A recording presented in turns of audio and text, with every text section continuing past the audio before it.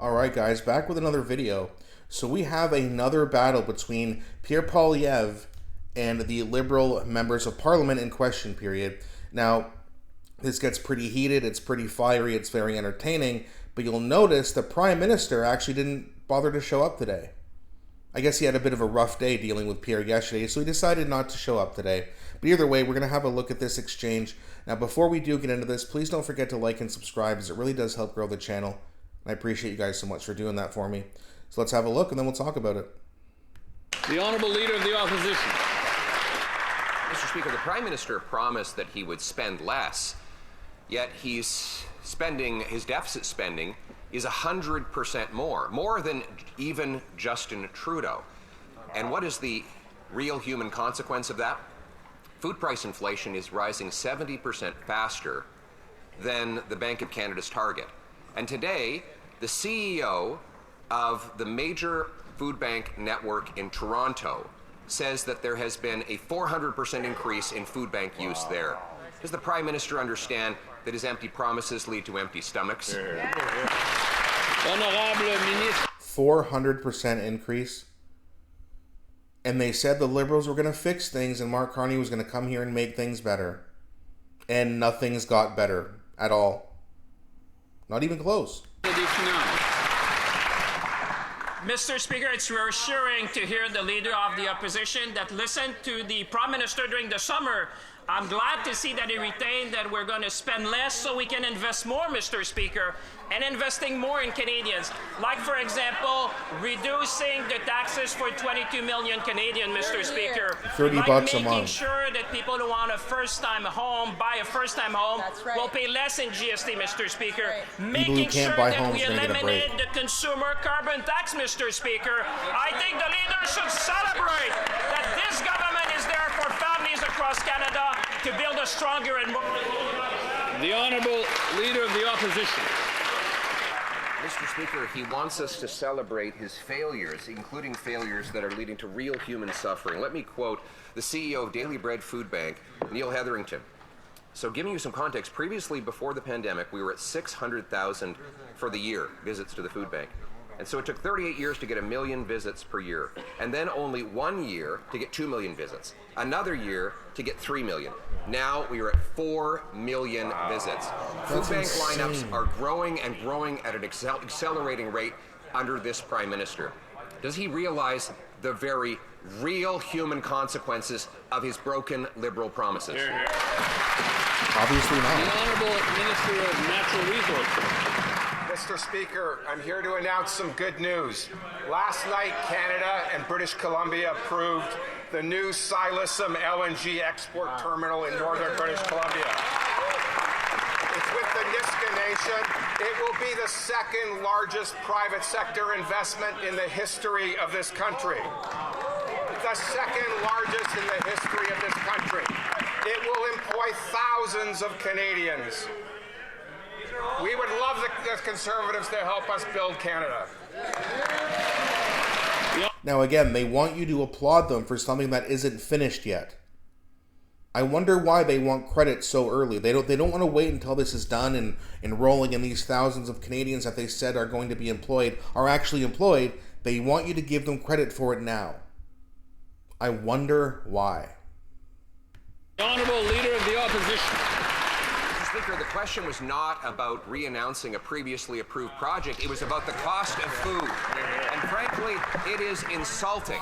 We have asked 10 questions about the cost of food in the last 2 days, and not a single Liberal minister will get up and answer it. Maybe that's because the inflation rate on food is 70% above the target. Maybe it's because there are now 4 times as many visits to Toronto food banks as there were 3.5 years ago. Maybe it's because they broke their promise to stabilize food prices. Maybe it's because the Prime Minister promised that he could be judged on the price of food. Speaking of which, what's the verdict? The Honourable Minister of Housing and Infrastructure. Mr. Speaker, well, I know we're all in this House concerned about the price of food, and we're also concerned about our farmers.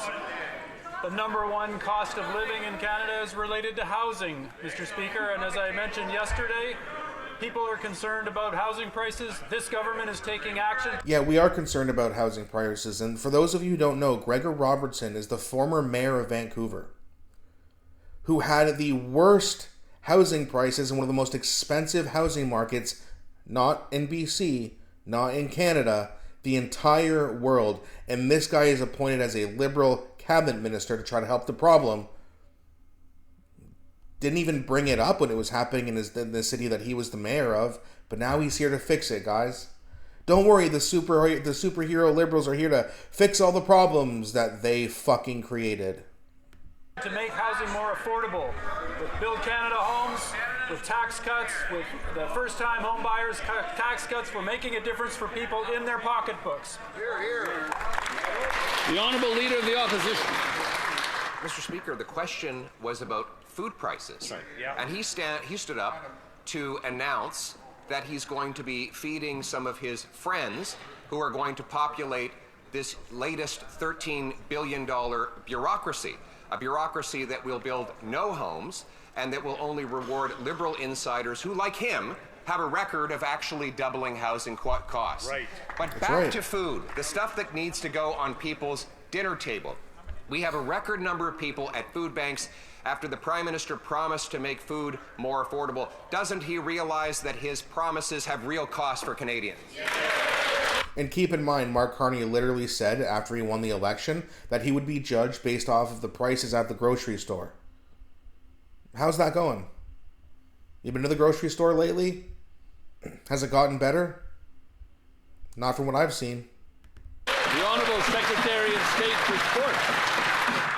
Thank you, Mr. Speaker. It's a little rich coming from the guy who voted against the National School Food Program, Mr. Speaker.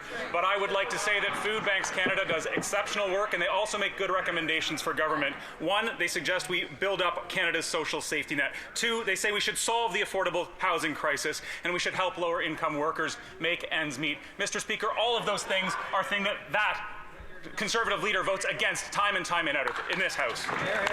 So that's going to be the end of that exchange. They don't let Pierre, end on it. They let the Liberals, because it is question period, and Pierre asks the questions. The Liberals, of course, don't answer it, but that is the end of that exchange. That being said, what this clown was saying, Pierre voted against the National School Program, or the Food School Program, and it's like, yeah, they vote against Liberal bills because they always try to sneak other things in that are in the bill. Like Bill C-63, which thankfully is not around, at least as of yet. It was called the Online Harms Act to protect bullying, to protect children. And then you read into the bill and it's like, oh, wait a minute, this is an anti-free speech bill. And that anything that is deemed hateful or assumed to be hateful by Liberal nutjobs, you could essentially have your YouTube channel shut down. You could even be arrested. That's got nothing to do with protecting children from online bullying. But they call it that, they give it a nice name, and it's in the first paragraph, but then they sneak other things in through the bill. That's why these things get voted down. But the Liberals will never tell you that, because the Liberals never tell the truth.